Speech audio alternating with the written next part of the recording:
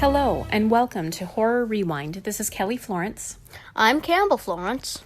And today we're talking to you about Slender Man. Now, the movie is opening in theaters today, and we want to give you a little background on the movie and the legend, and also the horrific true crime that happened surrounding Slender Man. So we're going to start with the history, and then, just so you know, this will be a spoiler-filled episode for the movie Slender Man. Now, Campbell, when would you say Slender Man came into your world? Not literally Slender Man, but, you know, the image or the character. When did you start learning about him or know about him? I personally started to learn about him a couple years ago, I think, back in like 2015, 2016. I don't know. I think it was around that time. And was it YouTube videos? Was it games? Where was he prevalent in your world? It was mainly in YouTube videos and stuff. So a little history about the Slender Man true crime event that happened on May 31st, 2014. So this was just 4 years ago in Waukesha, Wisconsin, our neighbors to the east. Two 12-year-old girls and their friend were having a sleepover. Anissa Wire and Morgan Geyser. They ended up luring their friend Peyton Leutner into the woods, and they ended up stabbing her 19 times. Now, what they said, their reasoning behind this is they believed Slender Man was real, and they wanted to impress him. She did survive, though. She was able to crawl out to a road. A cyclist found her, and she's alive and well today. But did you know about this true crime aspect? Yeah, I did. I don't know. It's weird. It is weird. You know, they both ended up being charged, of course, but they were found not guilty by reason of insanity, which, I mean, I don't know. Do you think that they were insane? Do you think they knew what they were doing? I don't know. Personally, I feel like they could have been a little bit insane, but also there is kind of reasoning to believe that he was real. But there also isn't, so I don't know, really. So I'm curious about your opinion, because you're 11 and they were 12. So, you know, this is like, imagine a year later. Like, do you believe the Slender Man exists? No. Okay, thank you.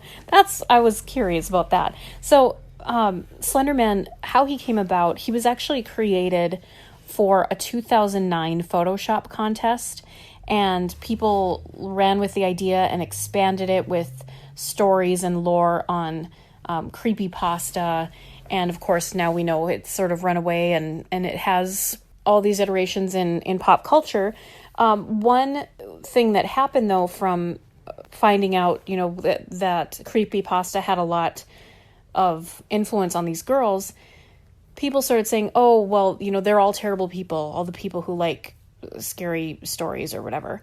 And creepypasta ended up holding a fundraiser for the victim and said, look, we're not bad people just because we like scary stories. And I think that's sort of a prevalent theme on our podcast, Horror Rewind. Just because you like scary movies or you like to learn about true crime, it doesn't mean that you are a bad person or that you are a murderer. So I found that interesting. Yeah, because, like, you watch a scary movie, you aren't a criminal or a murderer or anything. Yeah, exactly. And hopefully, you know, you have the wherewithal to know the difference between reality and fantasy and won't hurt or try to kill your friends or anybody because a fictional character wants you to. I'm curious to see the movie and how they handle all of this. I know there's some controversy. I know that the movie will not be shown in Waukesha or Milwaukee, Wisconsin. They're actually banning it from some theaters there. Or, you know, the towns have decided not to show it out of respect for the victim and the families of the perpetrators as well. I mean, it can't be easy to be on that side of it, but I don't know. We're curious to hear your opinions, listeners, on the Slender Man controversy. Do you think it's something that a movie shouldn't have been made out of or not? Especially considering the victim and perpetrators were so young. On the other hand, there's been a ton of horror movies based on true crime and actual people that died. So, you know, there is a precedent for it. What do you think? I feel like you could make a movie out of, like, creepypasta stuff, Because originally it didn't have to do with the crime. It didn't come out of the crime. It came out of the contest. So we will report back now after seeing the movie and let you know our thoughts.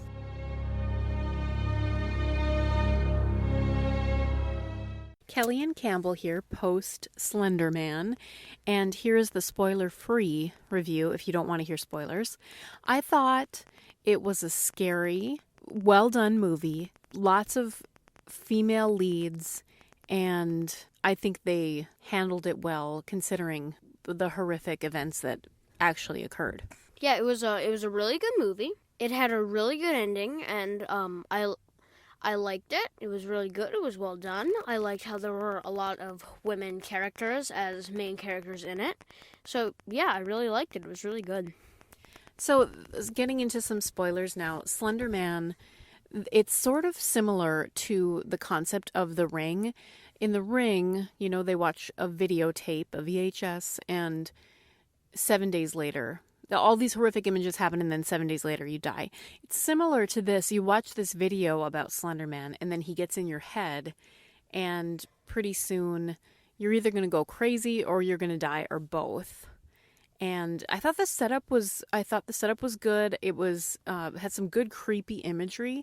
Anytime people's faces aren't exactly right, or people move at a speed that's not right, that stuff creeps me out. Yeah, so I think what happens is you watch the video and then somehow that summons Slender Man, and then if you look at him for about 3 or 5 seconds, then he gets into your head, and as they say in the movie, like a computer virus, and then it makes you do things. And a thing that I found is that every time that someone either goes missing or something, or gets infected, they go on their computer, and then the thing that appears is just a web page of Slender Man sightings on the same website with the same kind of text. So I find that really weird that was the last thing that they looked at before whatever happened to them happened. And it was sort of, skipping all the way to the end, it was sort of a cautionary tale that, look, if you're giving all of these images and these legends and these scary things, you're giving them power, and it's doing is spreading to more people. And so the last image before the credits began were 2 girls, maybe about 12 years old, walking down the hallway, maybe talking about Slender Man, and that I think was sort of a hint to the real life true crime events that happened. But I thought it was well done. Yeah, it was well done. And another thing that I noticed that my mom, Kelly, pointed out is that if you look at the thing, when they make the original missing poster for the first person that goes missing, the date is May 30th, and the real crime that took place on May 31st, which is a really cool kind of thing that the producers put in. So I find that really cool. Yeah, it was a nice little Easter egg. So you'll recognize some of the lead actors. One of the girls is from that Wish Upon movie. We've talked about that, I think, in a fast forward segment. Another girl is from Oculus and the Conjuring prequel, which were really good. And the 2 other girls, I can't place them right now, but they also were great. And there's also a little sister. So lots of solid acting, some creepy imagery, some good jump scares, and I thought it was good. Do you want to rank it? I have an idea. We could rank it as Slender Man tentacle things. They come out of his back. Great. So 0 being you hated it, 10 being it's a perfect movie. How many Slender Man tentacles do you give Slender Man? I give it about 6 or 7.